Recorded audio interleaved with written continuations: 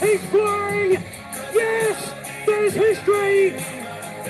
Now in front, the crowd roaring, go, Monroe, go, but the 3-year-old in front, Delsayo, long way, he's coming, he's going to get there, yes, Monroe won it! Proud by My Whisper won the last.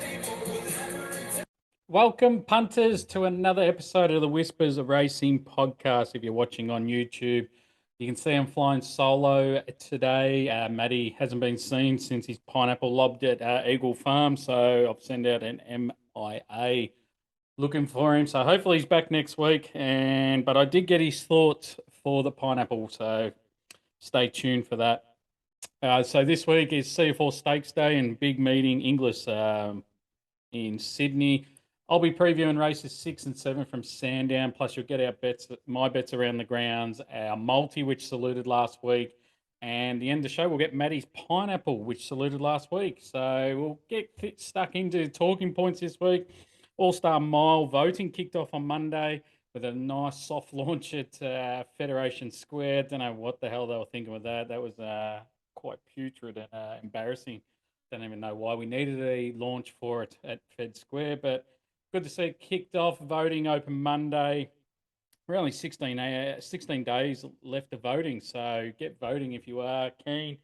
I know I'm not the biggest fan of the All-Star Mile, but one thing they do right here, Racing Victoria, is all nomination fees go to the Good Friday Appeal, and have to give them a pat on the back for that. So they're actually giving back to other charities, and yeah, it's good to see it's going to the Good Friday Appeal. Looking at the voting, I know I haven't been the best of critics of this, but it's shaping up pretty well if all going to plan.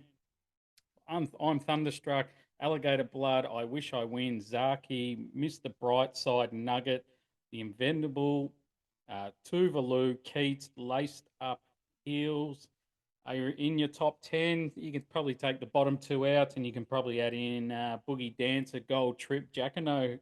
But yeah, it looks like it's improving each year, so it's good. They're taking a step in the right direction. They might actually get a vote out of me this year. I think there's something trial well on Monday that I'm keen to see in the All-Star Mile. So send us what you've voted, and yeah, it'd be interesting to see how this field shapes up. It's looking really good. Actually living up to the name All-Star Mile, not the C grade, the B grade, the All-Star Mile. So be interesting, 16 days left, and they have their wild cards that they're going to hand out. So it'll be interesting to see who they can entice to come into the race as well. Cox Plate, it looks like it's going to go back to the original date or stay in the original date. It looks to me that I think the wagering license that's coming up in 2024 is going to have an impact. So being uncertain who will get the rights to that or what the amount of money is going to be, I don't think they want to change it at this point in time. Probably after 2024, they'll look at it, which I don't mind because it seemed a little bit rushed as they kept going into it. There was a lot of questions unanswered. They couldn't give them, the media had them on ropes, and yeah, I think they've done the right decision. Especially the country cups in around November, they just couldn't answer where they'd moved to and all that. They just got crucified. I thought I was a big fan of it moving, but looking now, it's probably good that it's staying where it is. And yeah, I'm keen to see it move, but just not yet. Let's get everything right before we move it. Track stats this week. Sandown rail out 10 metres. Should play quite even, but I always like to look for horses on speed at Sandown, hillside, lakeside, whatever it is. But we're on the hillside. Rail out 10 metres. For some reason, they'll edge off the rail. Won't be the place to be. So lanes 2, 3, 4, anywhere out wide will be fine. But yeah, some reason they just don't go to the rail. Trial trackers this week. Geez, there was plenty of them. There was hundreds of jump outs to go through. I think I had 10 that I could have gone through, but I've gone with race 4, number 1, Sandown, Charmstone. He's had 2 jump outs at Cranbourne over the 800 metres. Both times have been on par, but the most recent jump out, and I'll put this on YouTube if you're watching, he looked to do it with a lot of ease. Looks to have come back super. Looks to be very hard to beat on Saturday. If you like listening to the trainers, it was hard not to listen to Mick Price saying he reckons it might be his best 2-year-old that he's ever put a saddle on. But he's had some greats over the time. Flying Artie, Extreme Choice, Samaretti. There's probably a few more I've left out. But look at the jump out. I'll put it on YouTube, and you can see why I'm going to make this a bet. It looks to have come back super. I think it's seed one for the Blue Diamond, and I think he's racing against not much. So I think he'll put this field away quite easily. Barrier 8, Mark Zara. He should put it in a nice spot. And yeah, should be winning. Race 4, number 1, Charm Stone. As I said, we'll go through races 6 and 7. So we'll go through race 6 here, the Rubiton Stakes, 1100 metres, Group 2. The odds we go through here are just going to be the top odds. $3.40 favourite is Uncommon James. $4.80 Chain of Lightning. Number 3 Generation $9. 12 Lofty Strike $9.50. Number 1 Marine $10, and you can have $14 the rest. I think there's going to be a lot of pressure up here with Oxley Road, Generation, and Samuin all wanting the front, and putting pressure on them will be Marine 1, Chains of Lightning, Uncommon James, and even Camel Passer. Yeah, it'd be just, I think the pace will be on, so I'm just going to look for horses just off them. So the one I'm keen to be here on a 1x3 bet is number 12, Lofty Strike. He's had one good jump out and sat wide. He was like 14 wide on a tight turning Cranbourne on the inner track. He went well to finish second. If the horse ran anywhere near the rail or even the pack of the horses, I think it wins the jump out. And we're getting $5. Go and jump on racing.com, have a look at the jump out, and you'll feel this horse has come back really well. Now, this horse went to a new level last prep, sorry. 3.3 lengths off In Secret in the Coolmore, then 1 length off Rockin' Horse in the VRC Classic Sprint. Second was Nature Strip. Those 4 lines read really well for this. I wouldn't talk about our Uncommon James or Chain of Lightning. Uncommon James was superb down at Caulfield last prep and before it sustained an injury. Chain of Lightning, well, we know what it did during our early springs and went up and was favourite for the Golden Eagle. Both jumped out really well. They are the clear dangers. If they bring that form from last prep, they'll be hard to beat. I know, Matty, you'll be keen on Argentia here. I just can't get through my head Frankel horse winning at 1,100 metres. But if this horse brings its 1,200 metre form, it can run a big race. But 1,100, I'm keen to leave it alone. This horse, I'm going to wait until next start, probably and third up. He's a good horse, but I'm keen here. 1x3, Lofty Strike. Race 7 we'll get stuck into now. We'll get the odds up. So this is the race 7 C.F.ORR Stakes 1400 Group 1. Whew. First Group 1 of the season, so this is going to be a really good race. The favourite here, Jackanose, $3.60. I'm Thunderstruck, $4.50. Tuvalu, $6. Gentleman Roy, $7.50. Mr. Brightside, $10. And then you can have $11 plus the rest.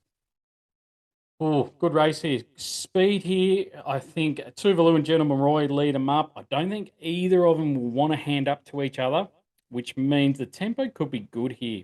Call sign Mav might be caught 3 wide, no cover if he doesn't get in with Nugget, 2 Rav, and I'm Thunderstruck. I reckon we'll be smoking the pipe just behind the speed. As you can see, my speed maps will be down below, so you can just see how I think the race will pan out. In saying that, I'm really keen to be with you. I'm Thunderstruck. As we know, it's a weight for age race, and he's a proven weight for age horse. Had a great prep in some of the big races in the spring. He's had 2 jump outs. I've loved the most recent one at Geelong. Looked to come back better. I know the trainer has said in the spring and now this week he wants the horse to be ridden a touch closer. And that's why I feel Mark Zara's been taken off and Jamie Carr goes on because he wasn't happy with Zara rides in the spring. Plus, I said that this is a weight for age race. Who else in this race at level weights is up to weight for age racing? I don't think there's any. I'm Thunderstruck has beaten Tuvalu twice, beaten Mr. Brightside 3 times. Mr. Brightside got him once in Sydney. I think it was the Doncaster on a heavy 9 in Sydney, so I can forgive that. Beaten Western Empire twice, beaten Aegon once, beaten Call Sign Mav twice. So I think he's got this field covered, and he doesn't need to be fully wound up to be covering these. The one I want to have a saver on here, call me crazy, call me stupid, but at 50s, and I think if you wait longer, you'll probably get a bit better, is Western Empire. I'd forget his two starts, clearly nowhere near fit, and they were just jump out barrier trials for him. He's had a most recent jump out of Pac-Man, and it tells me he's fit, and we should see a huge improvement. Aaron Lynch goes board in a Group 1 isn't ideal, but at 50s, you don't have to have much to have a good collect on this, and that is Western Empire. Gentleman Roy, great win last start. Went very fast tempo and fought off some challenges to win. I'm worried about the race because William Thomas finished sixth, beating 2.4 lengths. Bit of a bunch finish. William Thomas wouldn't get within 5 lengths of I'm Thunderstruck. So that's the only negative I have for Gentleman Roy. He'll be on pace, try and make every post a winner. Jacquino just did enough to win first up. I feel clearly this is the horse's grand final for its stud duties. So this horse will be ready to rock and roll. But this horse has a few negatives for my liking. Will step slowly. So this horse will be worse than midfield and might get unlucky in the straight. To only win by 0.1 in a B grade 3-year-old race, now stepping up to the big boys, isn't the right form lines for me. But I'm keen here. I'm Thunderstruck. I just think he's the best horse in the race. You've got to back the best horses. I think they're going to have him close to fit with he's only having 4 runs, I think, in this prep. All-Star Miles, one of them. Queen Elizabeth's another, and there was another one I think I've missed, or might be 3. I know I said he's a milk drinker. I know I wasn't a fan of this horse, but he's the best horse in the race. He's going to, I just can't believe the price we're getting at 420, and I'm keen to get involved. What's up, guys? If you want to join our community, please get in contact with myself or Maddie. And if you want to join the community on WhatsApp, please DM one of us. We'll put you straight through. You can email me. I'll put that down the bottom, and we'll put you straight through. You can find us on Twitter, Insta. We're even on TikTok now. So putting plenty of free tips up on TikTok and Twitter. So please give us a follow. Been a really good month of Jan, been a really good month of Feb. A lot of free tips. We tipped a $20 winner on Sunday. So, if you're getting involved, it's good. And TikTok even gave me a strike for tipping a $20 winner. And my account's on notice for tipping it. So, thank you, TikTok. Please subscribe to our YouTube channels and any podcast platform to get our episodes as they drop. Please share with your friends. We'd love to reach as many people as we can. It's all free what we do, from our community to this. No paywalls whatsoever, completely free. So please let us know if you want to join. Let us know. NBA podcast will be dropping next week. We'll be talking, me and Nick will be talking about all the big trades with Durant going to the Suns, Irving going to Dallas, D'Angelo Russell going to the Lakers. So stay tuned for next week. Nick and I will go through all the trades and how we think they'll pan out for the rest of the season. We'll go for certain sides. Around the grounds this week, we're going to go Randwick. It's normally not my forte, but race 6, number 1, Arkansas Kid. Now, I made this a Black Booker after its first start. I was with it on the podcast from start 1 at Cox Plate Day. I think that was a soft to heavy track. Won nicely, but lost 2 shoes mid-race on a wet track. Wheels would have been spinning and still won. Had 1 trial in Sydney. I thought it went really well. And then to see the price at $16, I think they've just got this completely wrong. Even $4 to place is crazy. I'm definitely going to have a play on this. 1x3 on this horse. Big field. The pace will be on, so he'll be running on. And the lanes 4 to 7, rail true Randwick. It's going to be a good spot for this horse to be in. I just wonder if this horse is the wild card for the Blue Diamond that everyone has forgotten. Will they, or will they go the blue Golden Slipper? I don't know. It's hard to say. I think they go the Blue Diamond. The camp's renowned for using Blue Diamond races for their 2-year-olds. So Arkansas Kids, race 6, number 1, $16 and $4. I'd love to get involved in that. Multi. Last week we saluted. So we took a 4-leg multi, it turned into a 3-leg multi. with a late scratching, but it was a nice result for the listeners. Glory Days place, Benedetta place, win, and Maddie's selection that has thrown me. But it will come to me. But we got it. It paid around $13 after deductions. So, yeah, good result for the listeners. Hopefully a few people got involved. I know a few of the guys in the community did. So, good stuff. This week, we'll go 3 legs. I'm going to chuck in I'm Thunderstruck to win. Matty's going to chuck in 2 here. He's going to go Sydney Race 5, Gravina the place, and Melbourne Race 6, Argentia the place. So that's I'm Thunderstruck to win, Race 6, Argentia the place, Sydney Race 5, Gravina the place, juicy 3-leg multi, $31. So get involved, listeners, because, we're striking very well for the multi after a long spell of donuts. But, 3-leg multi, $31. All down to the pineapple of the week. Last week, Matty took the pineapple to Eagle Farm, head of state. Absolutely pissed in. So, Matty, well done. He's going to go again this week. Now, he is going Ramwick Race 4, Major Artie. It's accepted for Sydney and Brisbane, but Matty's confident he can win either race. Whatever the way they go, Matty's keen on Major Artie. So that's race 4, Ramwick, and somewhere in Brisbane. It's completely forgotten the race number.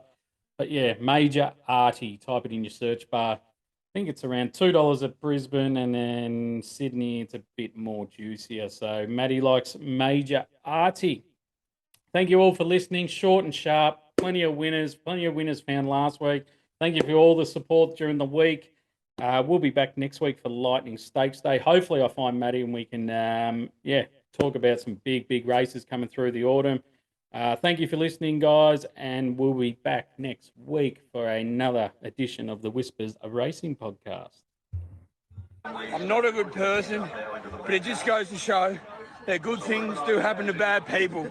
So anyone out there who's up against the wall, fucking stick to it. Every cent you got, your rent, your electricity bill, if you're going to buy your missus a ring, don't fucking do it. Keep punting. Keep fucking punting.